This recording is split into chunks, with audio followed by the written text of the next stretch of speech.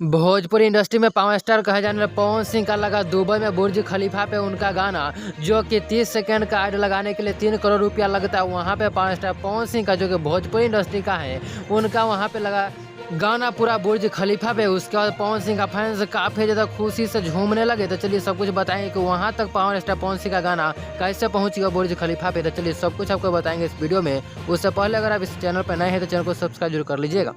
जैसा कि दोस्तों मैं आपको बता दूं कि वहाँ का सरकार, जी हाँ दोस्तों, यानी कि दुबई का सरकार जिन्होंने बुर्ज खलीफा को बनवाया है, उन्होंने पावर स्टार पवन सिंह का काफ़ी बड़ा फैन है। बहुत ज़्यादा पवन सिंह का गाना सुनते हैं, जिसको सुनते हुए उनको इतना अच्छा लगता है कि वह झूमने लगते हैं पावर स्टार का गाना सुनने के बाद, जो कि भोजपुरी इंडस्ट्री से आते हैं पावर स्टार पवन सिंह।